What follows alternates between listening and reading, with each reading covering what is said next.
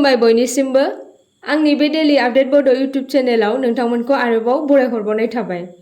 दिनै आं नोंथांमोननि गेजेराव मोननैसो सानसेयारि खौरां लानानै फैदों। आं आसा खालामो नोंथांमोना भिडिअखौ जोबजासिम नायलांगोन आरो लोगोसे चेनेलखौ साबस्क्राइब खालामनानै लागोन। दिनैनि गिबिसिन खौराङाव दङ बर' हारिनि मोन 8 दोरोङारि बेसादफोरा GI टेगनि गनायथि मोननो हादों।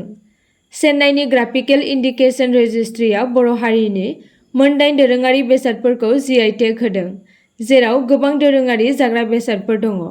मैया GI टेग मोननो हानाय बै दोरोङारि बेसादफोरा जादों आर'नाइ, जाय बर' हारिनि थाखाय मोनसे नेरसोन होनना मिन्थिनाय जायो, जाय हारिनि सोरगिदिं थानाय बिफां, बिबार, हाजोमा, दाउ आरो मिथिंगायारि मुलुगनि गुबुन गुबुन गुदिमुवाफोरखौ लाफानो थाखाय महर होयो।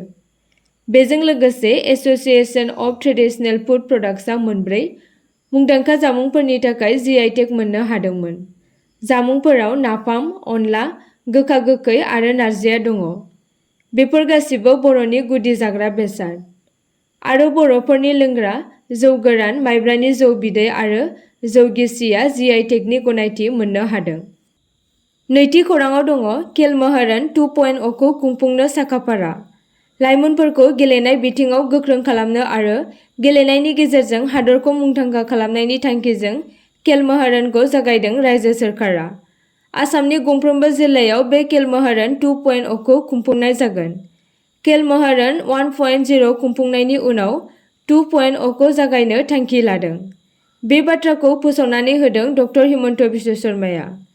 बे खेल महारन 2.0 आव माखासे गेलेनायफोरा जागोन 100 मिटार, 200 मिटार आरो 400 मिटार खारनाय बादायलायनाय, लं जाम्प, फुटबल, भलिबल, काबादि, चेस, सुइमिं, रड साइक्लिं आरो ट्रेडिशनेल साइकेल्स बायदि गेलेनायफोरा जागोन। फैगौ 13 सेप्तेम्बरनिफ्राय बे खेल महारन गेलेनाय बादायलायनाया जागायगोन। गोसो गुदुं लाइमोनफोरा बे खेल महारन 2.0 नि बाहागो लागिरिफोरा अफिसियेल खेल महारन एपनि गेजेरजों गावबा गावनि मुंखौ थिसननो हागोन आरो स्क्रिनाव होनाय मावख'आरि वेबसाइटनि गेजेरजोंबो अनलाइन एप्लाइ खालामना लानो हागोन। आरो बे बादायलायनायनि मुं थिसननाया दिनैनिफ्रायनो जागायबाय होनना फोसावदों। थामथि खौराङाव दङ आबादारिफोरनि थाखाय मोनसे गोजोनथाव थांखि लादों PM नरेन्द्र मदिआ। आबादारिफोरनि थाखाय बावैसो सान सिगां दाहार रेहाय बिथांखि फोसावदों सोरखारा। हादरनि 1,76,977 आबादारिफोरनि 400 कौटि रांनि दाहारखौ रेहाय होनाय जागोन। जायफोर आबादारिफोरनि दाहारा 2 लाख रांसिम, बेखौ रेहाय होनो थांखि लादों। 2020 मायथाइनि 31 मार्चसिम जाय आबादारिफोरा सोरखारनिफ्राय लन लादोंमोन, बिसोर बिथांमोना रेहाय मोनगोन सोरखारनिफ्राय। बे लन लानायनिफ्राय रेहाय मोननो थाखाय आबादारिफोरनाव मोनसे नंगुबै किसान क्रेडिट कार्ड थानांगोन आरो आबादारिया भारतनि थागिबि जानांगोन, लोगोसे फसल लन एबा दाहार लागिरि जानांगोन।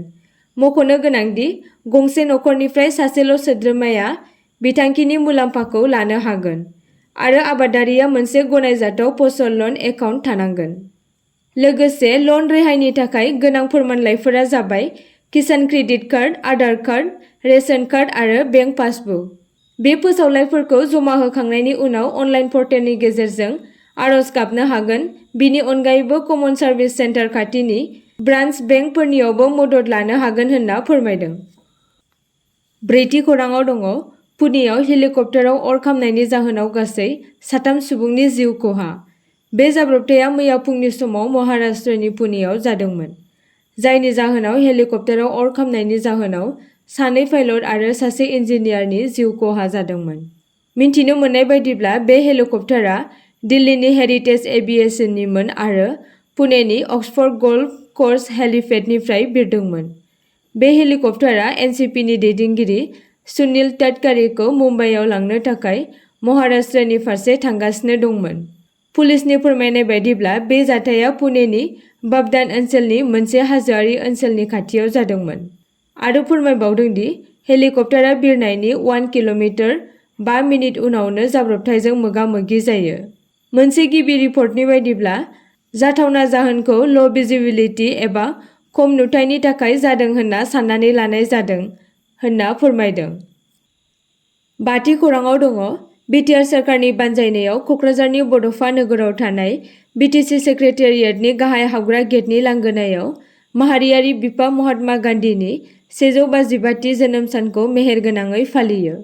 हाबाफारि बायदियै फुंबिलि समाव बिटिसि सेक्रेटारियेट मावखुलिनि हाबग्रा मोखाङाव थानाय माहारियारि बिफा महात्मा गान्धीनि मुसुखायाव आलारि बाथि फोजोंनानै बिबारजों मान बावदों आसामनि केबिनेट मन्थ्रि उरखाव ब्रह्मआ। लोगोसे बिटिआरनि गाहाय मावफुं सोद्रोमा प्रमद बर' आरो एमएलए लरेन्स इस्लारि आरो मावफुं सोद्रोमाफोर लोगोसे गोबां आलासिफोरा फारि-फारियै मुसुखायाव बिबार बावदों। मख'जाथावदि माहारियारि बिफा महात्मा गान्धीनि जोनोम सानजों लोब्बा लाखिनानै माखासे गोनांथार हाबाफारिफोर लाफायो।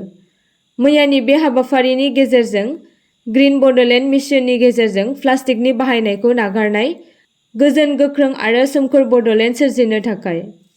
हाबाफारियाव बाहागो लायो गासिबो दैदेनगिरि, आलासि आरो रायजो-राजाफोरा समायखिरा लायो आरो बे समायखिराखौ लाहोयो आसामनि केबिनेट मन्थ्रि उरखाव ब्रह्मआ।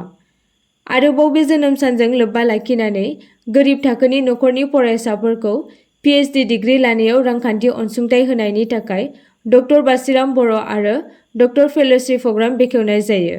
बिनि अनगायैबो बिटिआरनि रायजो-राजानि खाबुनि थाखाय गाव गावनि हानि खामानि मावनायाव जेंना सोमजिनायनि सायाव अजद होनो थाखाय मोनफ्रोमबो सार्कोल अफिसाव कमप्लेन बक्स एबा अजद होग्रा बाक्सु बेखेवनाय जायो।